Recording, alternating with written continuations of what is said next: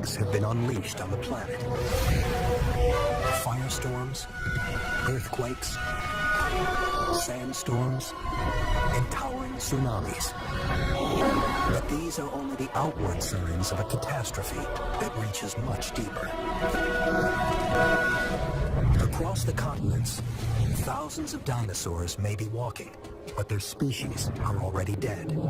Because to survive, any species needs to maintain a critical mass of population. Fall below that threshold, and there's no way to climb back from certain extinction.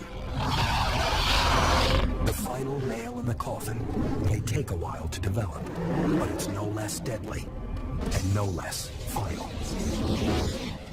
The coup de grace for the dinosaurs comes from inside the planet. Because when a rock 6 miles across slams into the Earth at 45,000 miles per hour, it shoots 1 million megatons of energy straight into the ground. Seismic shock waves ripple through the planet.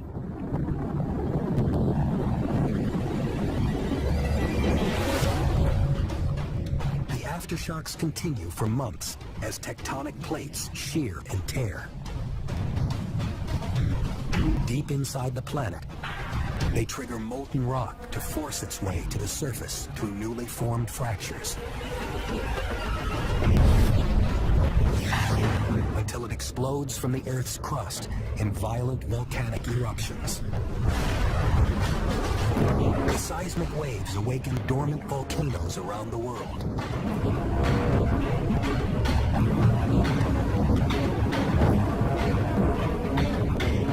Adding to the debris clouds of dust and toxic gases that already surround the globe.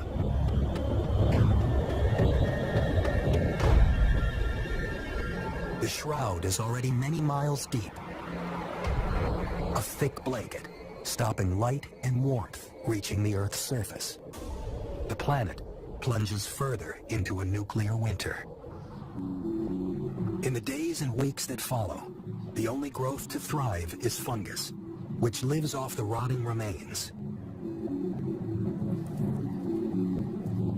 Here in Mongolia, few signs of dinosaurs remain.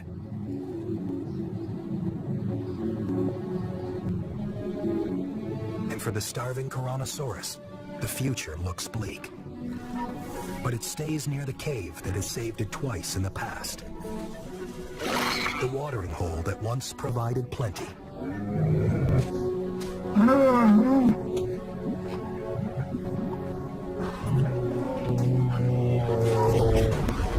But the last Tyrannosaurus doesn't fall victim to starvation.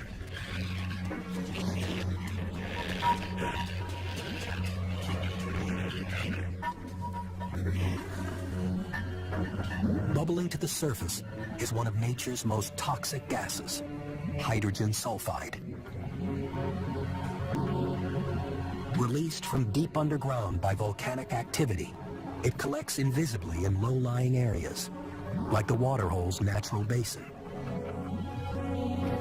The gas paralyzes the lungs, making escape impossible. Then it kills by suffocation.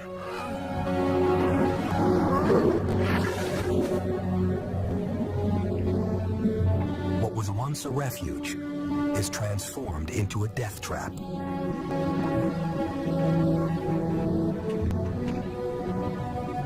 The last dinosaur in this part of Mongolia is dead.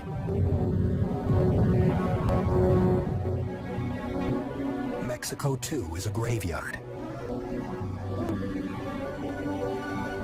Just 500 miles from ground zero, it's been hit by wave after wave of devastation.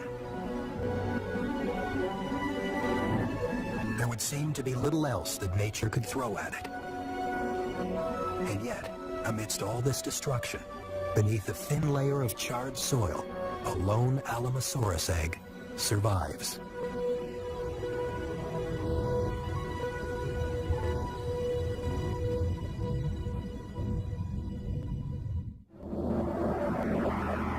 In the Pacific Northwest, just a handful of dinosaurs patrol the gray wasteland. An Ankylosaurus, severely weakened by hunger, searches the charred terrain for something to eat.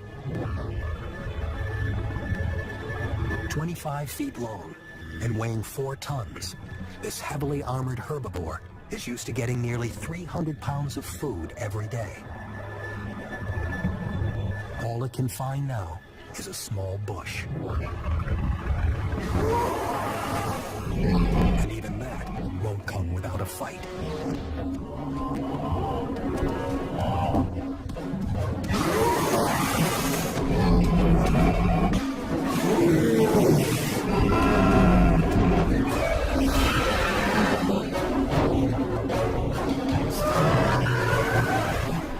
But hunger is the least of their worries.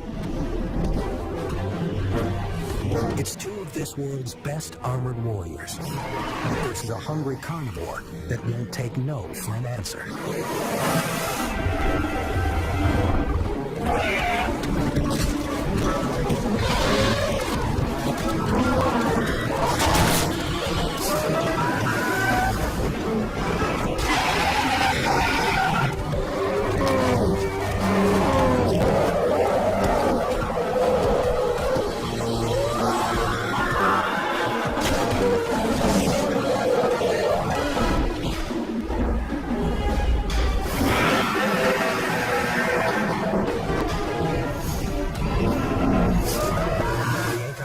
His main defense weapon is a heavy tail club.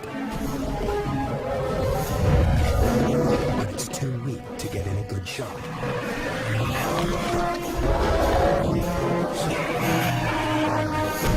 Not so T-Rex.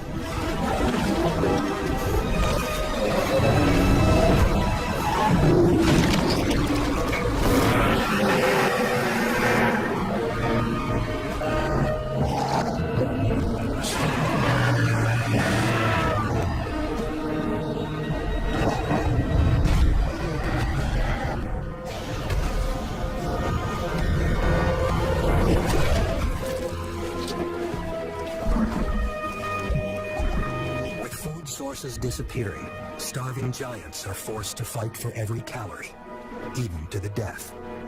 So the dinosaurs that outlast the ejecta, firestorms, and poison gas ultimately fall victim to the demands of their own massive bodies. It took 160 million years to bring the dinosaurs to this point in their evolution. It took just one rock to bring them down. The events triggered by the impact flashed by at breakneck speed. Seismic shocks caused massive earthquakes. Boulders the size of buildings rained down, followed by a brutal blast wave, all within the first 3 minutes. By the time the superheated ejecta cloud hit Mongolia, just 44 minutes later, the whole planet was in shock.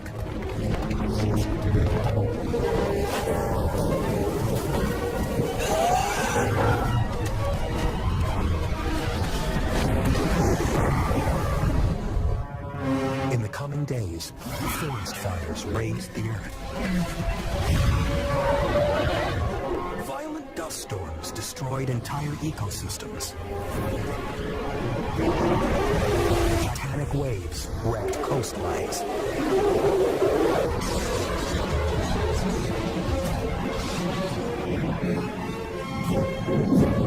Put all these together, and it's hard to believe that anything on Earth could have survived. But something has.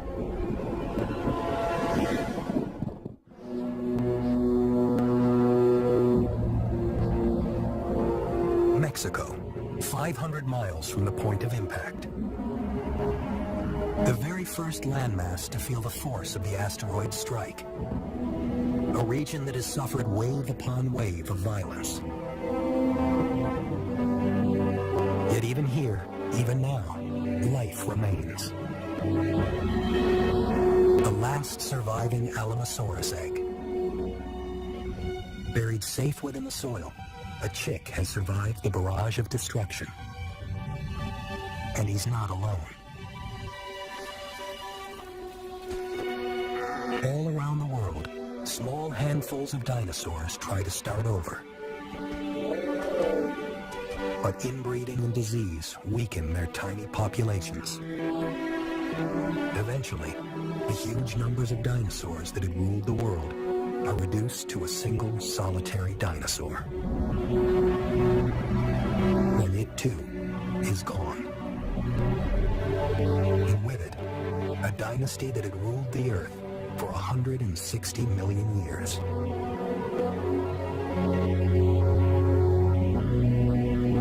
But dinosaurs weren't the only animals on the planet. There were other humbler life forms that had lived in the dinosaur's shadow for a very long time. When floods and firestorms hit, they found shelter underground.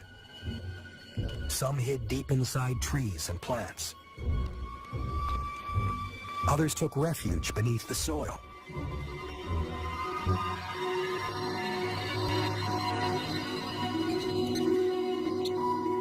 And small mammals like Masodma survived by scampering into burrows. Down here, they were protected from the worst the asteroid could throw at them. The Earth would be inherited by animals that were good at hiding. Fish were sheltered beneath the water. So were the aquatic reptiles. Birds, especially waterfowl, could survive by diving underwater or hiding in burrows. It would be years before all the sun's energy could reach the land again. But the heavy cloud slowly begins to clear. In the Gulf of Mexico, where the asteroid struck, a shallow crater can be seen. A tiny scar for such a fatal wound. Out of the ruins, nature starts over. Simple organisms like mold and fungus dominate the burned and rotting landscape. Then new growth emerges. And one plant in particular, ferns. Tough and resilient, they soon carpet the planet in green. It takes thousands of years for ferns to give way to forests, breathing oxygen and life into the planet again, and setting the stage for a new era. Because waiting in the wings are creatures whose development had long been thwarted by the dinosaurs, the mammals. Unlike the dinosaurs, the mammals are fast breeders, brilliant adapters. They multiply and diversify. 10,000 species exploding across the planet. But it's millions of years before one very important species branches off from its relatives and comes down from the trees. They walk on two legs, evolve bigger brains, and eventually rule the planet, just as the dinosaurs once did. But unlike them, they'll reshape the world, building cities that touch the sky, vehicles that can leave the planet, and weapons that can destroy it. But none of it could have been possible if a chance collision in space 165 million years ago hadn't sent an asteroid hurtling toward Earth and doomed the dinosaurs to extinction. Only because they died